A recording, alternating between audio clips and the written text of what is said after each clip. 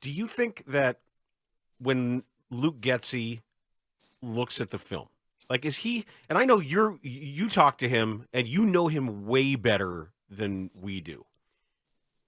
There's been an issue all year with rhythm, with what, when, and they say, well, it's execution. It's execution. That's fine. We can quibble about a block here, a block there, but when now the players are speaking up about it. When Justin Fields spoke up about it in week 4, and everybody told him to shut up and recant his story, like. We finally heard Getsy last week use the phrase, "that's on me," for the first time all year. I'm wondering how much introspection there is at this point.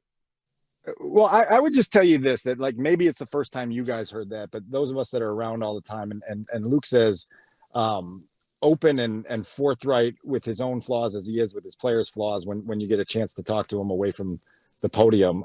So like I wouldn't get overly wrapped up in kind of this idea that he's just like this massive nincompoop that avoids accountability. I mean, he has his flaws. But Dan, him talking to you guys off the record and saying it's not that's off the on record. me. Some of it's on the record, and there's a lot. I mean, but you would agree that there's a big difference between him talking to you guys away from the podium versus what he says at the podium, because that's the stuff that's most likely going to be used. I just think it's been really easy this year to turn him into the evil scapegoat that has ruined everything for the Bears, when the pie chart is much more complex than that.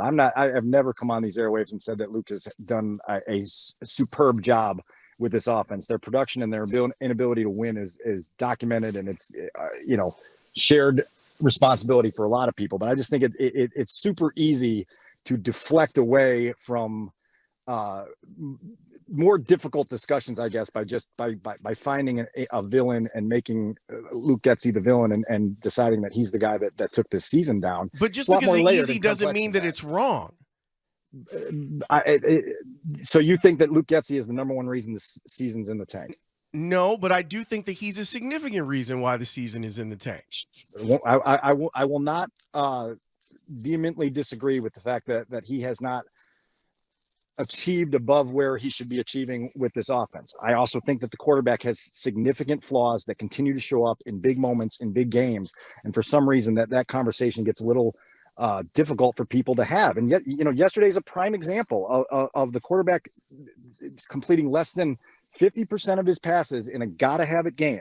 Right. And yes, there is the Tunyon drop. And yes, there is the Hail Mary that could have been a miracle ending to that game. You've got a guy after 34 career starts that has a career fourth quarter rating of 62.4. He has 18 turnovers in the fourth quarter of games. You guys have watched the league long enough to know that football games are won and lost in the fourth quarter, most often by teams that have quarterbacks that put their teams on their back and will them to wins, no matter the circumstances. Yeah, but there were also short yardage issues that the offensive coordinator made bad choices on.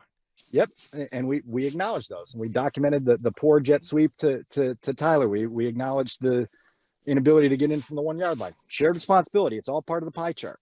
It's all part of the pie chart. But why is it so difficult, Laurence, to acknowledge that this quarterback just hasn't made it? We're 3 years into this. We were here at the end of 2019 with Mitch, with the previous regime and a previous quarterback, and it was like, if that regime had the luxury of having a first round pick, they would have pivoted in a heartbeat. Instead, they did the whole dance with Nick Foles coming in and having the competition in the COVID shortened training camp. And they didn't have the resources that this group is going to have to address something that hasn't allowed them to reach the levels of success that they should have had by now. I think that there isn't a lack of acknowledgement of the failings of the quarterback.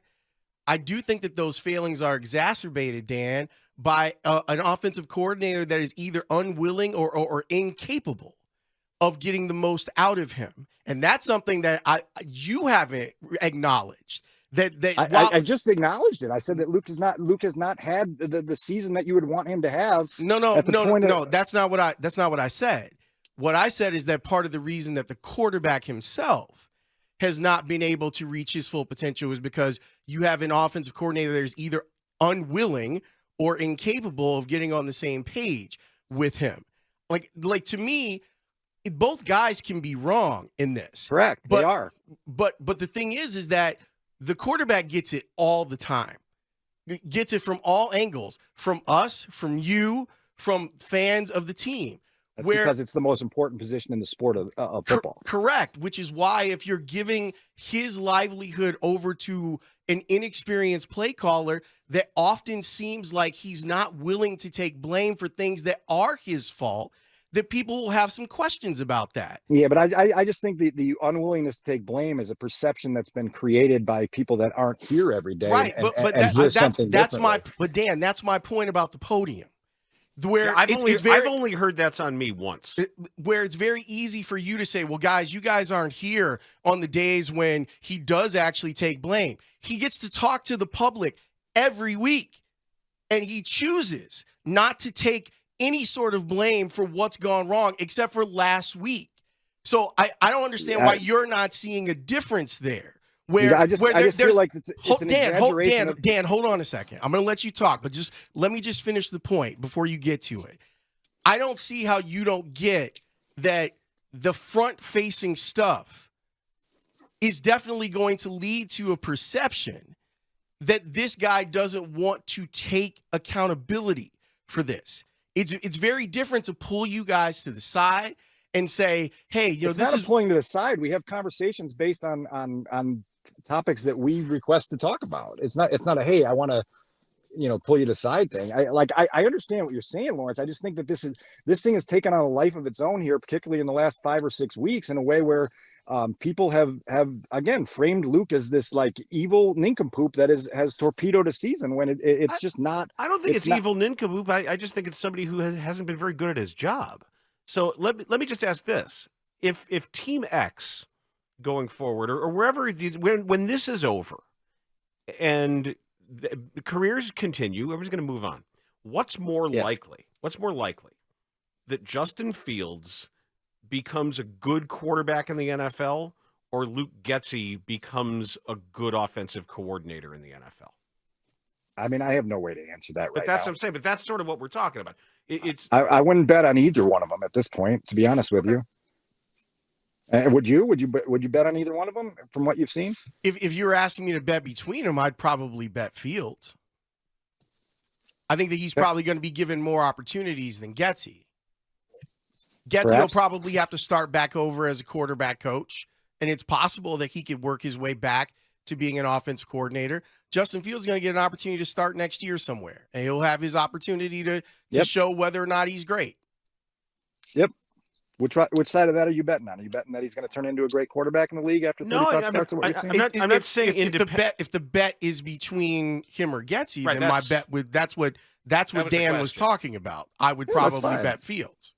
That's fine, but like most of this league comes down to whether your quarterback is a star or not, right? And I understand what you're saying. The coaching staff that's put around the quarterback is part of the infrastructure that creates the success or the failure. I think if you want to trace a lot of this back to the original drafting of Justin and the structure they had in place for him then, with a staff that wasn't going to be able to see through his development, they did the kid a colossal disservice in that moment. And that falls on George and Ted for allowing a lame duck regime to go out and choose their next quarterback and put him through a season that was basically going to be meaningless towards his development.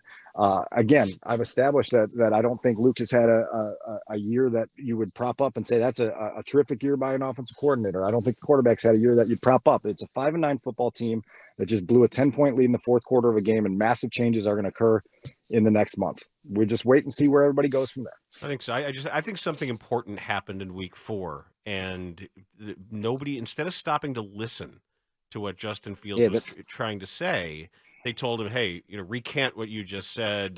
But see, Dan, you've said that a number of times without that isn't what happened here. And so that story has also taken on a life of its own. That they charged him and told him to recant and told him to take it back, when it was just Justin trying to manage the public perception of what he said after he described in great detail what he said at the podium that day, which had a lot of context and nuance to it that we got to. And so that's another one of those things it's just taken on a life of its own out there in the public. It's just not founded in what actually happened here. All they had to do was listen to him. All they had to do was say, well, what do you mean coaching? And what can we do to make it so it's not like that? What can we do? They did the next 3 starts. And then he got hurt against the Vikings and missed a month. And I think that the initial and the PR person who came in there and talked to Justin Fields and said, "Hey, this is what people are saying about what you just said." The fact that a Bears PR person went in and did that, and that resulted in him trying to walk back his comments, like that was a watershed day. And I know that happened. I mean, I know that there's a very specific person who came and said, "Hey, this is what's being said about what you just said." Oh, Correct. really? And well, the Bears didn't have to do that. If you recall that day, two other significant things happened that day. One of them being the dismissal of the defensive coordinator. So it was watershed in more ways than one.